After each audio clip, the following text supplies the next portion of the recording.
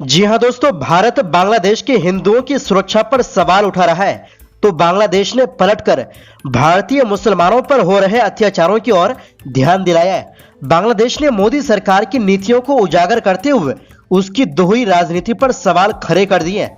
दरअसल भारत के विदेश मंत्रालय ने शुक्रवार को एक बार फिर से कहा कि बांग्लादेश की सरकार को अल्पसंख्यकों की सुरक्षा सुनिश्चित करनी चाहिए। भारत ने कहा कि जो भी घटनाएं वहां हुई है उन्हें मीडिया द्वारा बड़ा चढ़ाकर बताकर खारिज नहीं किया जा सकता है। भारत के विदेश मंत्रालय के प्रवक्ता रणधीर जायसवाल ने कहा, बांग्लादेश की सरकार के साथ भारत ने लगातार हिंदुओं और अन्य अल्पसंख्यकों पर हमले का मुद्दा मजबूती से उठाया है। हम इस मामले को लेकर स्पष्ट है कि बांग्लादेश की अंतरिम सरकार को सभी अल्पसंख्यकों की सुरक्षा को लेकर अपनी जिम्मेदारी निभानी चाहिए। जायसवाल ने कहा, इन मामलों को मीडिया का बड़ा चढ़ाकर दिखाना कहकर खारिज नहीं किया जा सकता है। हम एक बार फिर से कह रहे हैं कि सभी अल्पसंख्यकों की सुरक्षा को लेकर बांग्लादेश की सरकार कदम उठाए। बांग्लादेश के चटगांव में इस्कॉन मंदिर के चिन्मय कृष्ण दास की गिरफ्तारी को लेकर रणधीर जायसवाल ने कहा, इस्कॉन के वैश्विक प्रतिष्ठा है और सामाजिक सेवा के क्षेत्र में इसका दमदार रिकॉर्ड है। चिन्मय दास की गिरफ्तारी चिंताजनक है। भारत ने कहा, इस मामले में कानूनी प्रक्रिया चल रही है। हमें उम्मीद है कि पूरे मामले में निष्पक्षता बरती जाएगी और व्यक्ति के वैध अधिकारों का सम्मान किया जाएगा।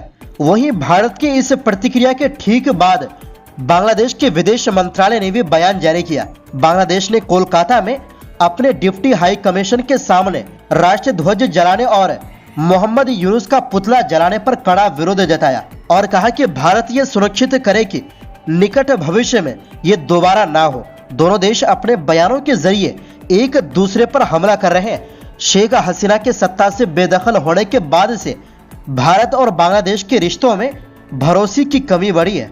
दरअसल बांग्लादेश की 17 करोड़ की आबादी में हिंदू 8% है। इसी साल अगस्त महीने में शेख हसीना के सत्ता से बेदखल होने के बाद से वहां के हिंदुओं पर हमले के कुछ मामले सामने आए हैं। भारत ने इससे पहले मंगलवार को भी बांग्लादेश में हिंदुओं की सुरक्षा को लेकर बयान जारी किया था। बांग्लादेश के विदेश मंत्रालय ने भारत को जवाब दिया था और कहा था कि यह उसका आंतरिक मामला है। चिन्मय कृष्ण दास की गिरफ्तारी पर भारत भले चिंता जता रहा है, लेकिन बांग्लादेश में उनके खिलाफ कानूनी शिकंजा कसता दिख रहा है। बांग्लादेश के अंग्रेजी अखबार ढाका ट्रिब्यून के अनुसार बांग्लादेश फाइनेंशियल इंटेलिजेंस यूनिट ने international society for Krishna consciousness यानी इस्कॉन से जुड़े 17 लोगों के बैंक अकाउंट 30 दिनों के लिए फ्रीज करने का आदेश दिया है। इनमें चिन्मय कृष्ण दास भी शामिल है। बांग्लादेश में हिंदुओं की सुरक्षा को लेकर भारत के बयान पर वहां की सरकार ने तो प्रतिक्रिया दी ही है, लेकिन वहां के मीडिया में भी तीखी टिप्पणी की जा रही है। ढाका ट्रिब्यून ने 28 नवंबर को चिन्मय कृष्ण दास की गिरफ्तारी पर भारत की प्रतिक्रिया के जवाब में संपादकीय लिखा था। ढाका ट्रिब्यून ने संपादकीय में लिखा है, जिस भारत ने बांग्लादेश की स्वतंत्रता में अहम भूमिका निभाई, वही भारत हाल के दिनों में गलत सूचना को इतनी ज्यादा तवज्जो दे रहा है। चिन्मय कृष्ण दास की गिरफ्तारी बांग्लादेश का आंतरिक मामला है और इसे लेकर कानूनी प्रक्रिया चल रही है। भारत ने इस गिरफ्तारी पर चिंता जताई है और भारत की ये चिंता लक्ष्मण रेखा लांघने की मिसाल है। जब तक बांग्लादेश में अवामी लीग की सरकार थी तब तक भारत ऐसा करता रहा था। ढाका ट्रिब्यून ने लिखा है, ये साफ है कि भारत की चिंता दिखावे की है। भारतीय मीडिया गलत सूचनाएं फैला रहा है। भारतीय मीडिया कह रहा है कि वकील सैफुल इस्लाम अलीफ चिन्मय कृष्ण दास के साथ थे, इसलिए चटगांव में उनकी हत्या कर दी गई। ये पूरी तरह से गलत है। ये अच्छा होता कि मोहम्मद यूनुस का प्रेस विंग भारतीय मीडिया को आमंत्रित कर सच्चाई दिखाता।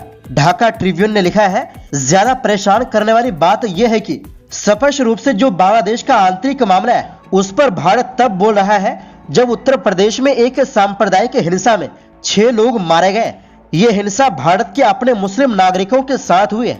ये पाखंड की सबसे अच्छी मिसाल है कि भारत जानबूझकर स्थानीय और अंतर्राष्ट्रीय ध्यान हटाने के लिए ये सब कर रहा है। जिस देश को हमेशा सच्चे साझेदार के रूप में देखा जाता रहा है, उसकी तरफ से ये सब होना नाकाबिले बर्दाश्त है। अखबार ने अपने संपादकीय में लिखा है, चिन्मय दास के खिलाफ राजद्रोह के मुकदमे की प्रासंगिकता पर सवाल पूछा जा सकता है, लेकिन ये सवाल बांग्लादेश के भीतर और बांग्लादेश के लोगों की ओर से उठना चाहिए। क्या भारत के आंतरिक मामलों पर बांग्लादेश की प्रतिक्रिया को वहां की सरकार बर्दाश्त करेगी? वहीं भारत के चर्चित पत्रकार करण थापर ने द वायर के लिए यही सवाल ढाका ट्रिब्यून के संपादक जफर सोभान से पूछा तो उन्होंने कहा, बांग्लादेश की सरकार मान रही है कि यह उसका आंतरिक मामला है। आपको याद होगा कि ईरान ने भारत में मुसलमानों की सुरक्षा को लेकर चिंता जताई थी, तो भारत ने इसे अपने आंतरिक मामलों में हस्तक्षेप की तरह लिया था। बांग्लादेश का भी रुख बिल्कुल यही है। जफर सोभान के इस जवाब पर करण थापर ने पूछा, अगर सऊदी अरब गाजा में फिलिस्तीनियों पर सवाल पूछ सकता है, यूरोपियन यूनियन एम्स्टर्डम में इजरायली फुटबॉल फैंस के साथ दुर्व्यवहार का मुद्दा उठा सकता है, तो भारत बांग्लादेश में हिंदुओं की सुरक्षा का मुद्दा क्यों नहीं उठा सकता है? इसके जवाब में जफर सोभान ने कहा, वही तो मैं कह रहा हूं कि जब ईरान ने भारत को लेकर सवाल उठाया तो वहां की सरकार ने कहा कि यह उसका आंतरिक मामला है। अभी हाल ही में इंडिया में 6 मुस्लिम अल्पसंख्यकों को गोली मारी गई। अगर बांग्लादेश इस पर बयान देता तो भारत की क्या प्रतिक्रिया होती? इसी तरह इसी साल जुलाई में शेख हसीना की सरकार ने सैकड़ों प्रदर्शनकारियों पर गोलियां चलवाई थी। क्या भारत ने इसका विरोध किया था? भारत की सरकार और वहां का मीडिया अपनी सुविधा के हिसाब से मुद्दों का चयन नहीं कर सकते हैं। क्या चिन्मय कृष्ण दास पर राजद्रोह का केस दर्ज करना सही है? इस पर सोभान ने कहा, मैं भी मानता हूं कि राजद्रोह का मुकदमा सही नहीं है। मैंने इस पर ढाका ट्रिब्यून में संपादकीय भी लिखा है, लेकिन यह बांग्लादेश का मामला है और बांग्लादेश में इस पर बहस होनी चाहिए। भारत ने ईरान से कहा था कि उसे हकीकत पता नहीं है और भारत के आंतरिक मामलों पर संदर्भ के बाहर टिप्पणी कर रहा है। भारत ने ईरान से यह भी कहा था कि उसे टिप्पणी करने से पहले अपना रिकॉर्ड देखना चाहिए। बता दें कि द हिंदू की diplomatic affairs editor Suhasini Haidar ने इसी महीने एक इंटरव्यू में बांग्लादेश के अंतरिम सरकार के मुख्य सलाहकार मोहम्मद यूनुस से पूछा था, मैंने बांग्लादेश के अल्पसंख्यकों से बात की, वो डरे हुए हैं, उन्हें लगता है कि सरकार निशाना बना रही है। सोशल मीडिया पर ऐसे कई वीडियो है जिनमें कहा जा रहा है कि बांग्लादेश एक इस्लामिक देश है जो अभी सत्ता में है। उनके मुंह से ये कहते सुना गया है कि संविधान बदलना है और धर्मनिरपेक्षता की बात हटानी है। ऐसे में एक संदेश गया है कि आपकी सरकार इस्लामिक कट्टरपंथ की ओर बढ़ रही है। इसके जवाब में मोहम्मद यूनुस ने कहा था, जो आप कह रही है उसमें मैं फिट बैठता हूँ। कैबिनेट का हर सदस्य मानवाधिकार कार्यकर्ता है या पर्यावरण कार्यकर्ता जो खुद ही प्रीत रहा है।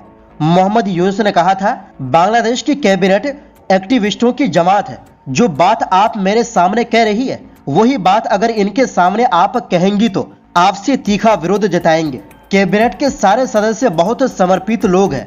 यहाँ कई महिलावादी एक्टिविस्ट हैं। हालांकि शेख हसीना की पार्टी भारत सरकार के रुख से अपनी सहमति जता रही है। गुरुवार को शेख हसीना की पार्टी आवामी लीग ने एक बयान जारी कर कहा कि मोहम्मद यूनुस की अगुवाई वाली अंतरिम सरकार में सांप्रदायिक हिंसा बढ़ी है। आवामी लीग ने कहा कि बांग्लादेश की सरकार अल्पसंख्यकों की सुरक्षा सुनिश्चित करे।